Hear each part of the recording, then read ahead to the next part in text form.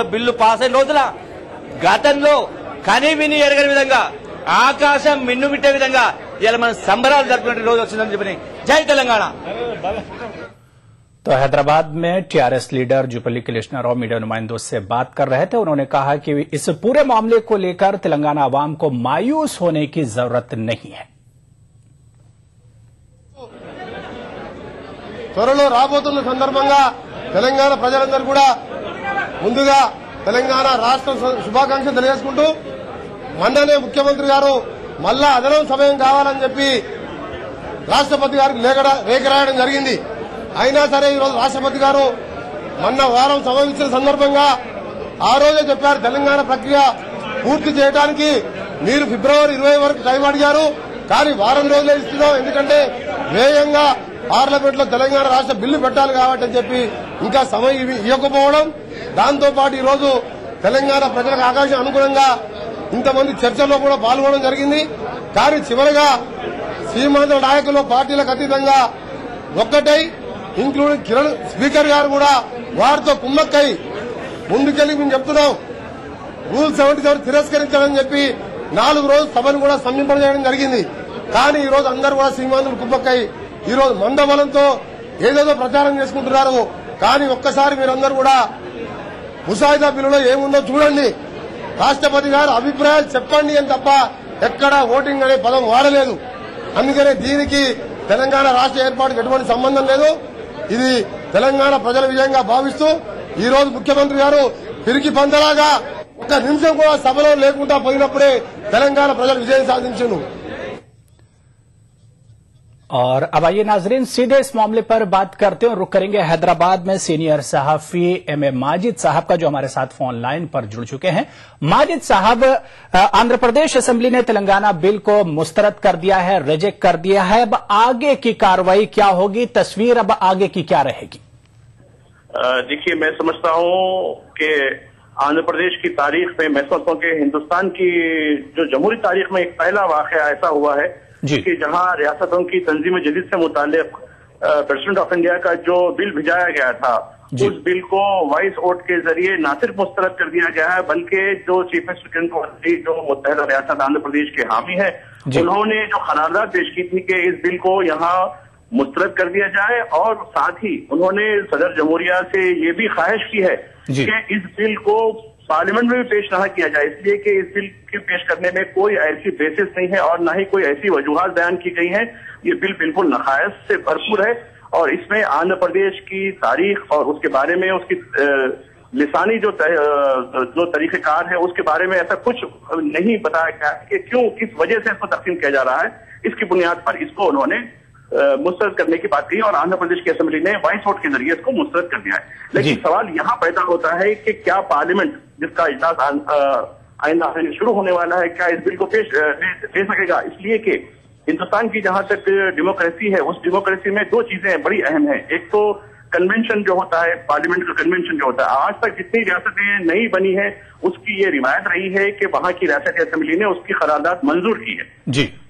अब ये क्या पार्लियामेंट इस रिवायत को, इस जो कन्वेंशन को खत्म करते हुए क्या सो मोटो इसको आगे लेगा, ये बड़ा सवाल है। उसके अलावा एक और भी चीज है कि इस वक्त सुप्रीम कोर्ट की भी इंटरवेंशन हो सकती है जी, इसलिए कि जहां एक असेंबली किसी बिल को मुस्तरद या रिजेक्ट करती है और उसको पार्लियामेंट टेकअप करती है, तो ऐसी सूरत में जुडिशियल रिव्यू के लिए भी ये केस हो सकता है। तो इस तरीके से ऐसा महसूस होता है कि 2014 के आम इंतखाबात से पहले एक नई रियासत बनाना तेलंगाना, वो जो कांग्रेस का जो एक मकसद था, कांग्रेस का जो एक टारगेट था, वो मैं समझता हूँ कि पूरा नहीं हो पाएगा, इसलिए कि इंतखाबात के लिए बहुत ही कम मुद्दत रह गई है और ऐसे में पार्लियामेंट का इजलास वो भी बिल्कुल मुख्तसर मुद्दत के लिए होने वाला है। उसमें इस बिल को पेशकश। तो माजिद साहब, अब क्या माना जाए कि कांग्रेस के सामने, यूपीए हुकूमत के सामने अब किस तरह के चैलेंजेस रहेंगे तेलंगाना मामले को लेकर?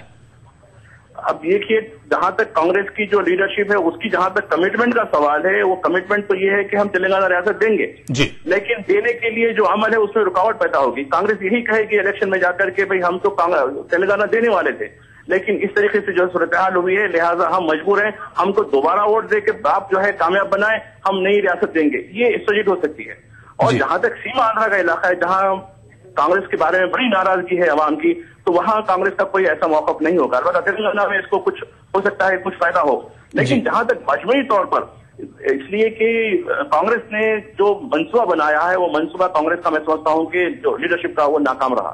जी माजिद साहब, दूसरी तरफ अगर देखा जाए तो सीमा आंध्रा के जो एमपीज हैं उन्होंने कांग्रेस के खिलाफ नो कॉन्फिडेंस मोशन पेश करने का कहा है कि पार्लियामेंट में जब ये सेशन शुरू होगा तो वो कांग्रेस के खिलाफ नो कॉन्फिडेंस मोशन लाएंगे। ऐसे में कांग्रेस के सामने कितनी परेशानियां आ सकती हैं? अब आप देखिए, ऐसे वक्त जबकि इलेक्शन बिल्कुल करीब है, मैं नहीं समझता कि नो कॉन्फिडेंस मोशन को अपोजिशन बीजेपी कोई टाइट करेगी। आपको याद होगा कि इससे पहले जो विंटर सेशन हुआ था पार्लियामेंट का, उसमें भी नो कॉन्फिडेंस मोशन मूव की गई, लेकिन वो नो कॉन्फिडेंस मोशन स्पीकर की वजह से मूव नहीं की जा सकी और बीजेपी ने भी इसमें कोई दिलचस्पी नहीं दिखाई। बीजेपी का यह मानना है कि जो हुकूमत अब गिर रही है, खत्म हो रही है, उसने से क्या फायदा, उसको और हमदर्दी पैदा हो जाएगी। अलबत्ता जहां तक सीमा आंध्रा के अरकान पार्लियामेंट का जहां तक आपने तस्करा किया है, वो लोग तो अपनी नाराजगी जताने की कोशिश करेंगे, लेकिन वक्त इतना कम है कि नो कॉन्फिडेंस मोशन मूव नहीं हो पाएगा, मेरे जहां तक ख्याल है।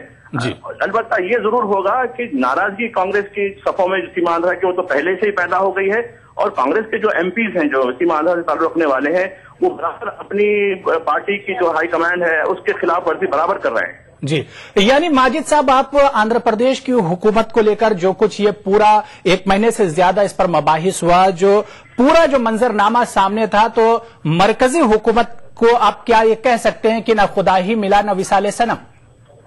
बिल्कुल, ना खुदा ही मिला ना विसाले सनम। और एक भी चीज है कि एक तरफ इसके लिए कुआं है, दूसरी तरफ खाई है जी। अब इसके लिए गिरना तो बिल्कुल यकीनी है, इसलिए कि जो हिकमत अमली बनाई जाती है किसी भी बिल के पास होने के लिए, किसी रियासत की तकसीम के लिए, वो हिकमत अमली में ये लोग बड़ा नाकाम हुए और इस नाकामी की ये वजह है कि खुद कांग्रेस के चीफ मिनिस्टर होते हुए उन्होंने कांग्रेस की लीडरशिप की जो है मुखालिफत की और कांग्रेस के होते हुए भी कांग्रेस के लोगों ने जो सीमा आंध्रा ताल्लुक रखते हैं उन्होंने जो है काफी जो है इसकी खिलाफ वर्जी की। तो कांग्रेस को सबसे ज्यादा जो अपोजिशन मिल रहा है खुद कांग्रेस की जो सफों से मिल रहा है, बाहर से नहीं मिल रहा है।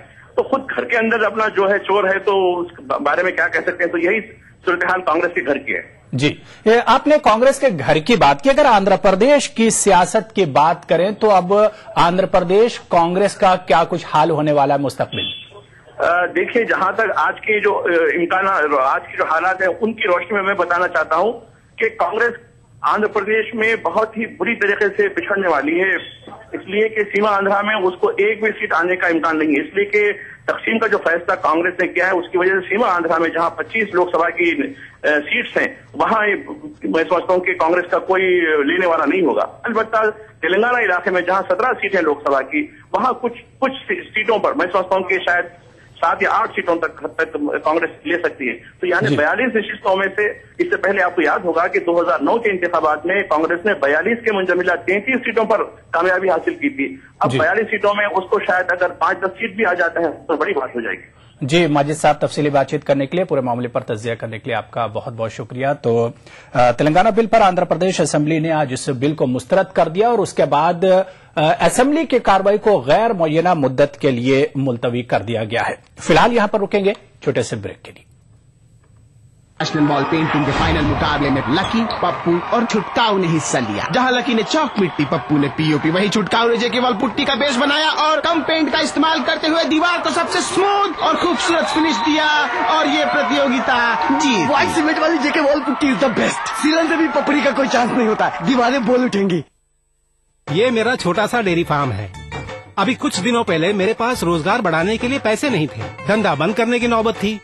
शुक्र है वजारत बराए अक़लियती उमूर की NMDFC कर्ज स्कीम का, जिसमें हमारे कारोबार से मुतालिक टर्म लोन की सहूलियत है। छोटे कर्ज यानी माइक्रो फाइनेंस स्कीम में हम अक़लियतों को रोजगार के लिए 50,000 रूपए तक की मदद का इंतजाम है।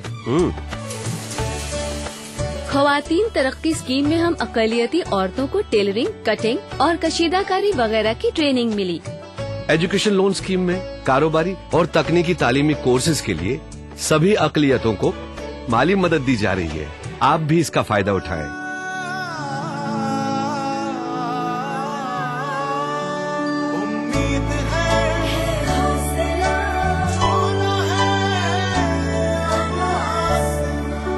आप बनेंगे तो बनेगा हिंदुस्तान। अब राजीव आवास योजना के अंतर्गत स्लम वासियों को मिलेगा अपना घर, अपनी जमीन पर अपना घर और मालिकाना हक। अरे छोड़ो, ये सुनते सुनते मैं बूढ़ा हो गया। ये देखो, अब जिएंगे सम्मान से, जिएंगे शान से, राजीव आवास योजना का सहारा है।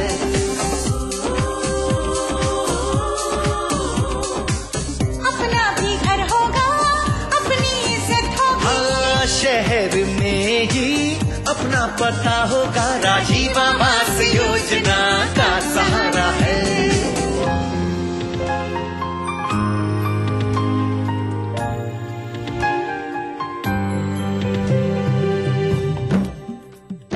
शहर से जुड़े अब रहेंगे हम, रोजी रोटी और मकान का होगा ये संगम। बच्चों की पाठशाला हो, भविष्य उनका उज्जवल हो,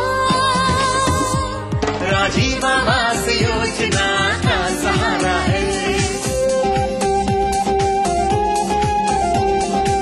घर घर में नल होगा, पानी झरझर होगा, आएगी रोशनी, हर तरफ उजाला होगा।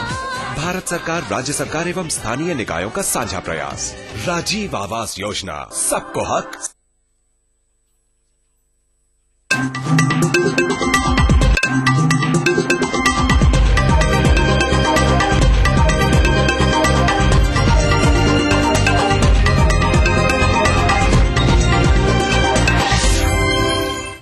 ब्रेक के बाद आगे बढ़ेंगे। सुप्रीम कोर्ट के एक फैसले से तमिलनाडु के वजीर आला जयललिता को झटका लगा है। 1991-94 के दरमियान इनकम टैक्स रिटर्न नहीं फाइल करने के मामले से जुड़े केस को खत्म करने से सुप्रीम कोर्ट ने इनकार कर दिया है।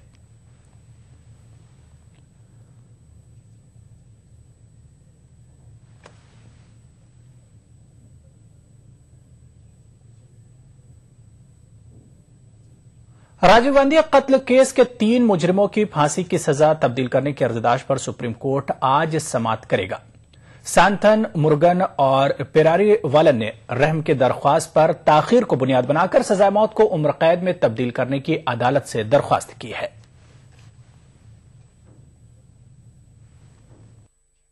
राजीव गांधी के कातिलों की सजाए मौत को उम्र कैद में तब्दील करने की दरख्वास्त पर सुप्रीम कोर्ट आज समाअत करेगी।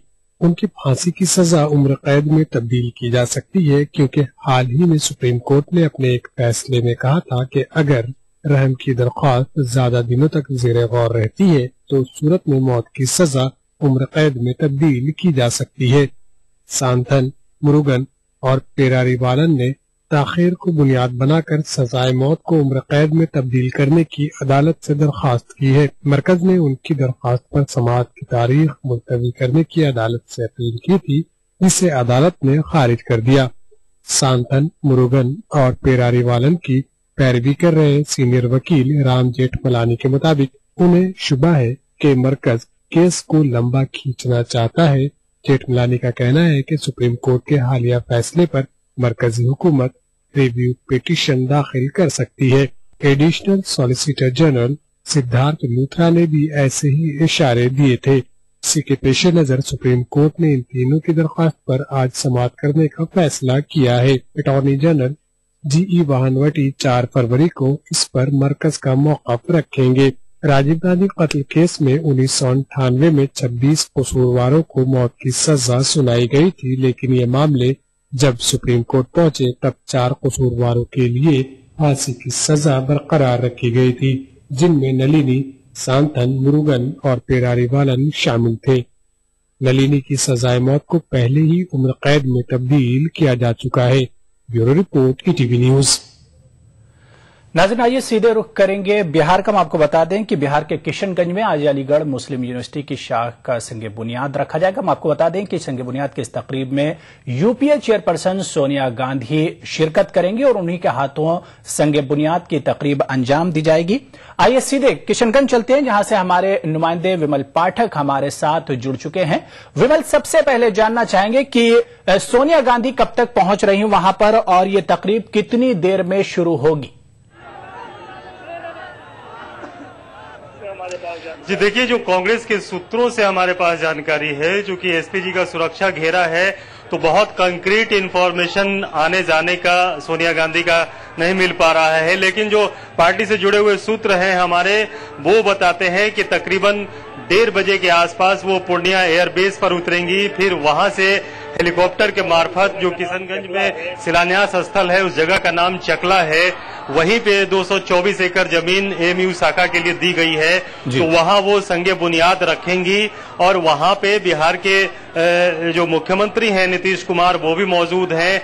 गवर्नर के भी आने की सूचना है। वहां पे हमारे सहयोगी पूर्णिया के संवाददाता राजेंद्र पाठक मौजूद हैं, वो हमें वक्त वक्त पे अपडेट दे रहे हैं लगातार। इस वक्त मैं किशनगंज के रूई धासा मैदान में खड़ा हूं, जहां की सोनिया गांधी एक वो चुनावी रैली को संबोधित करेंगी। शिलान्यास के बाद यानी संगे बुनियाद का जो कार्यक्रम है उसको करने के बाद फिर यहाँ पे वो आएंगी। ये जो स्पॉट है रूई धासा मैदान, ये तकरीबन जो शिलान्यास स्थल है वहां से 7 किलोमीटर की दूरी पे है। ये सफर वो हेलीकॉप्टर से तय करेंगी और फिर बकायदा यहाँ पर आकर के बिहार के सीमांचल से एक तरीके से कह सकते हैं कि 2014 का जो सियासी आगाज है वो कर सकती हैं। और जाहिर सी बात है कि एक लंबे अरसे से जो जमीन को लेके विवाद चला और फिर हाल के दिनों में कल तलक जो मामला सामने आया कि बिहार गवर्नमेंट ने इनकार किया कि हमें आमंत्रण तक नहीं दिया गया है फॉर्मल वे में, तो वो तमाम बातों के बीच अब यह खबर मिल रही है कि मुख्यमंत्री भी शिलान्यास में शामिल होंगे। अलबत्ता यहाँ जो कार्यक्रम है वो कांग्रेस पार्टी की रैली का कार्यक्रम है, तो ये बहुत बड़ी तादाद में यहाँ पर सीमांचल के दूसरे जिलों से लोग जुटे हैं। और जाहिर सी बात है कि एक लंबे अरसे से उनकी जो मांग थी वो आज पूरी होने वाली है। अबू जी विमल, जैसा कि आपने बताया कि वज़ीर आला नीतीश कुमार भी इस प्रोग्राम में शरीक होंगे। पहले तो काफी कंट्रोवर्सी थी कि उनको इनविटेशन नहीं दिया गया था, लेकिन अब यह तय माना जा रहा है कि नीतीश कुमार भी संगे बुनियाद की तकरीब में शिरकत करेंगे। लेकिन दूसरी तरफ लोगों का यह भी कहना है कि भाई कई साल से मामला अटका पड़ा हुआ था, लेकिन जैसे जैसे आम इंतखाबात इलेक्शन करीब आ रहे हैं लोकसभा के, इस वजह से कांग्रेस ने इसकी तरफ ध्यान दिया है। जी बहुत जाहिर है, देखिए जब विवाद होता है तो मामला एक तरफा नहीं होता है, दो तरफा विवाद होता है। जो central human resource development department है उसकी लगातार आपत्तियां रही। मैं आपको बताऊं कि 2009 में ही प्रधानमंत्री ने लाल किले से इस एएमयू शाखा के किशनगंज में उसकी घोषणा की थी और उसके बाद जो बिहार विधानसभा के चुनाव हुए थे उसमें सोनिया गांधी ने भी बाकायदा लोगों को भरोसा दिलाया था। उसके बाद जमीन का मसला चला, 3 टुकड़ों में जमीन दी गई और एएमयू का जो प्रबंधन था उसने मना किया। उसके बाद फिर बिहार सरकार और केंद्र सरकार के बीच जो है वो सिलसिला चलता रहा, खतो किताबत चलती रही, तल्खियां होती रही। उसके बाद दिसंबर 2011 में ये मामला जो है जाकर के एक मकाम तक पहुंचा। एक जगह जो एक स्पॉट है 224 एकड़ की जमीन मुहैया कराई गई और उसके बाद 2 साल बाद ये संगे बुनियाद रखी जा रही है। तो जाहिर सी बात है कि ये सवाल मैंने यहाँ के पीसीसी प्रेसिडेंट जो अशोक चौधरी हैं उनको भी पूछा था कि भाई ये जो मौजूदा जो वित्तीय वर्ष है, जो फाइनेंशियल ईयर है, उसके अंत में अभी तक तो कोई बजटरी प्रोविजन इसके लिए नहीं किया गया था, तो ये मसला खाली सियासी है या वाकई इसके लिए कुछ हुआ है। उन्होंने बताया कि 133 करोड़ की राशि कल ही जो है रकम वो मौजूदा वित्त वर्ष में ही सैंक्शन कर दी गई है और 650 करोड़ का ये पूरा प्रोजेक्ट है एएमयू का, उसको भी मंजूर कर लिया गया है, सैद्धांतिक सहमति दे दी गई है। आने वाले दिनों में अलग अलग फाइनेंशियल ईयर में जैसे जैसे काम आगे बढ़ेंगे तो बजटरी प्रोविजंस भी उसके लिए किए जाएंगे। लेकिन जाहिर सी बात है कि ये जो मसला है एएमयू की शाखा का, तो वोट की सियासत कहीं न कहीं यहाँ पे साफ देखी जा सकती है। बिहार गवर्नमेंट की भी जो कल तलक जो आपत्तियां थी उसके मद्देनजर भी ये कहना मुनासिब होगा कि उनकी आपत्ति भी इसी को लेके की थी। उनका भी यही कहना था कि जमीन हमारी, संघर्ष हमारा और शिलान्यास सोनिया गांधी करें। तो बकायदा एएमयू एडमिनिस्ट्रेशन ने कहा कि नहीं, राज्यपाल को और बिहार सरकार को बकायदा सूचना दी गई है, आमंत्रण दिया गया है। उसके बाद केंद्र सरकार के स्तर से भी वो न्योता दिया गया और फिर बातचीत जो है वो जाके एक मकाम तक पहुंची और जो खबर है कि मुख्यमंत्री भी आज शिरकत करने वाले हैं। तो जो सीमांचल का पूरा जो इलाका है, बड़ी आबादी है अल्पसंख्यकों की और खासतौर पे इस किशनगंज जिले में जो हमारी जानकारी कि 75% से ज्यादा आबादी जो है वो अल्पसंख्यकों की है। तो वोट बैंक की जो सियासत है वो निश्चित रूप से उसकी एक होड़ देखी जा सकती है। जो मौजूदा यहाँ की सरकार है जेडीयू की, उनके बीच और जो कांग्रेस जो कि कसमकस कर रही है, जद्दोजहद कर रही है अपने वजूद को फिर से पाने के लिए बिहार में। जी विमल पाठक, आप इस खास प्रोग्राम पर नजर बनाए रखिए, हम आपसे जानकारी लेते रहेंगे। तो 1:30 से 2 बजे के बीच यूपीए चेयरपर्सन सोनिया गांधी संग बुनियाद की तकरीब में पहुंचेंगी। लेकिन खास बात यह है कि जैसे ही ये संग बुनियाद की तकरीब शुरू होगी, ईटीवी रास्त आपको ये तकरीब दिखाएगा। फिलहाल यहां पर रुकेंगे एक और छोटे से ब्रेक के लिए।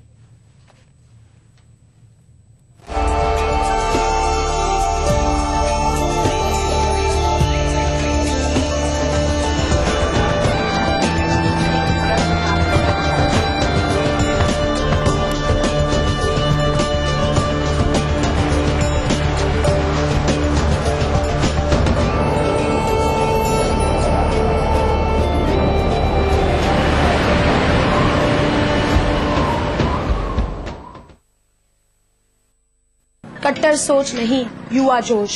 मैं हसीबा अमीन, राहुल गांधी जी की इस युवा सोच से जुड़ी एक युवा कांग्रेस कार्यकर्ता। हर हाथ शक्ति, हर हाथ तरक्की।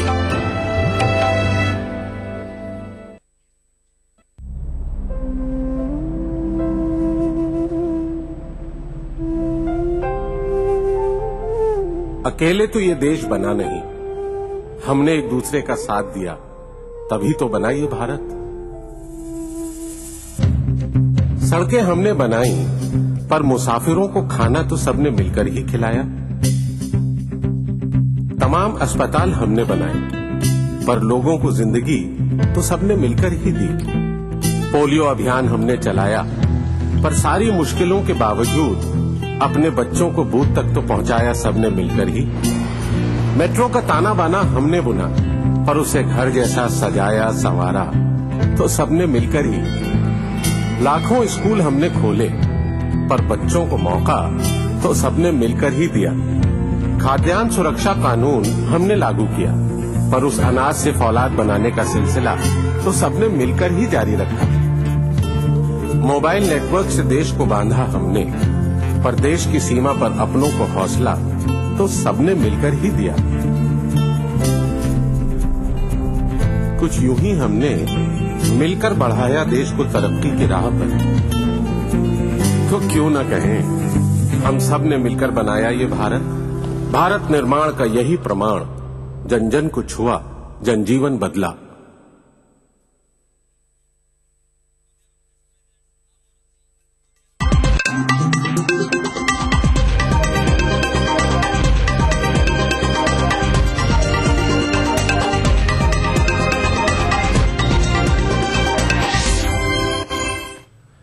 श्रीलंका की बहरिया ने 38 हिंदुस्तानी माहीगीरों को गिरफ्तार कर लिया है। इन माहीगीरों पर बैनुल-अक़वामी आबी हुदूद में मछली पकड़ने का इल्जाम आयद किया गया है। श्रीलंकाई बहरिया ने यह कार्रवाई हिंद लंका मुज़ाकरात के सिर्फ 3 दिन बाद की है, जिसमें माहीगीरों के मसले पर फ्रेमवर्क बनाने के ताल्लुक से बातचीत की गई थी। दोनों मुल्कों के दरमियान माहीगीरी के मसले पर लंबे अरसे से तनाज़ा है।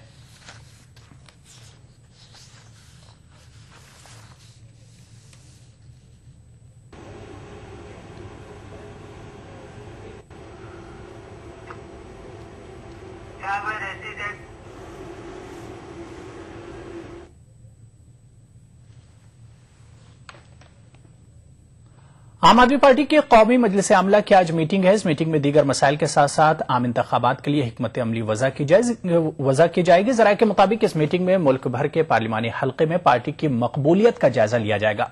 इसके बाद ही उम्मीदवारों के नामों का ऐलान किया जाएगा। 1 महीने के अंदर यह पार्टी की मजलिस आमला की दूसरी मीटिंग है। समझा जाता है कि पार्टी अनकरीब अपने उम्मीदवारों के नामों का भी ऐलान कर सकती है। अमेरिका के एक आला इंटेलिजेंस अफसर का कहना है कि अलकायदा से जुड़ा शाम में सरगर्म मिलिटेंट ग्रुप अन-नुसरा फ्रंट अमेरिका पर हमला करना चाहता है। अमेरिकी इंटेलिजेंस एहलकार के मुताबिक नेशनल इंटेलिजेंस के डायरेक्टर जेम्स कैलिपर ने सीनेट की इंटेलिजेंस कमेटी को बताया कि शाम में सरगर्म अलकायदा ग्रुपों ने अमेरिका पर हमले के मकसद से ट्रेनिंग भी शुरू कर दी है।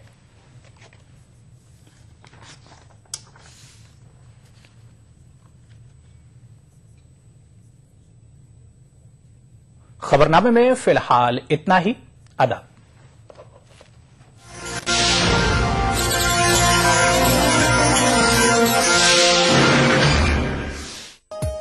प्रोग्राम को पेश करने में ताउन किया। Shri ultra red oxide, Bharat का एकमात्र जंग रोधक सीमेंट।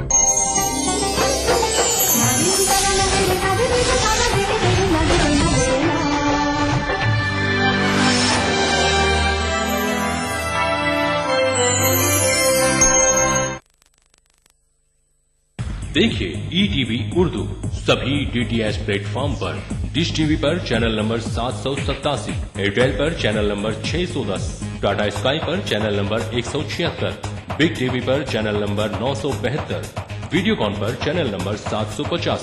देखिए आपका अपना चैनल और भी बेहतर क्वालिटी में।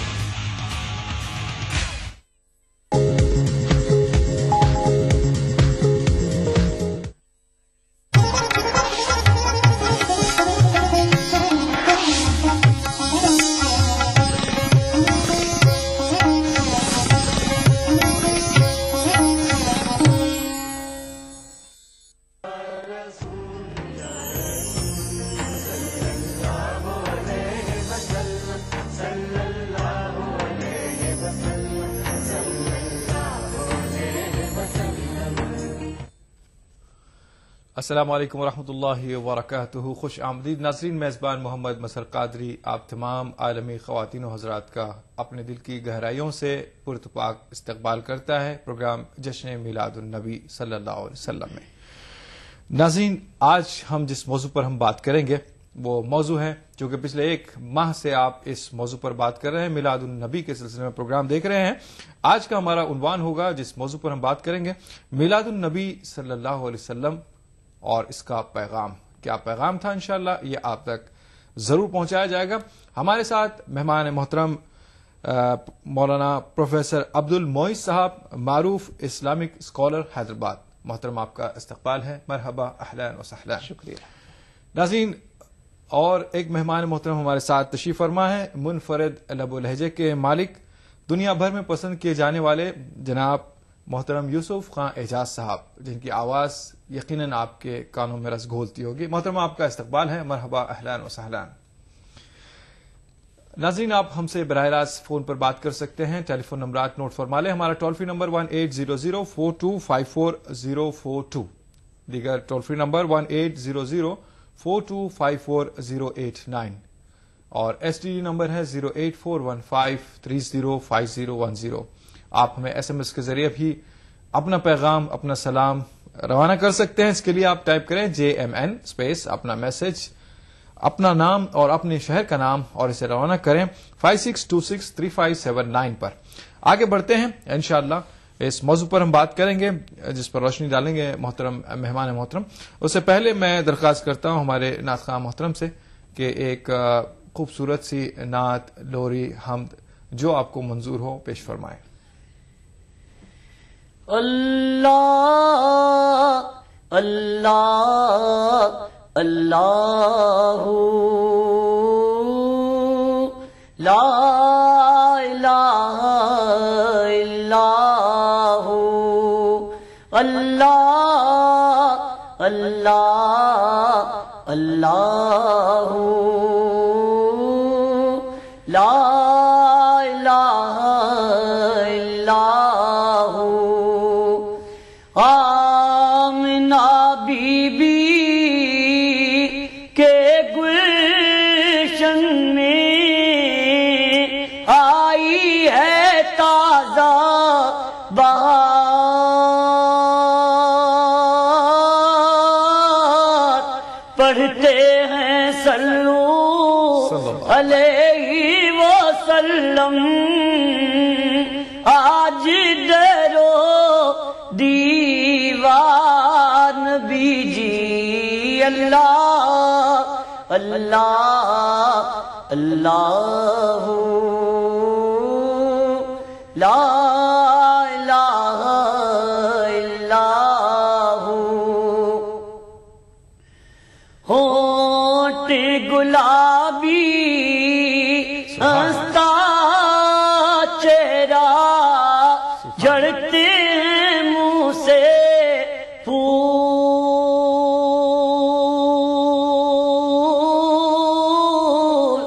नूर का पुतला चांद का टुकड़ा हक का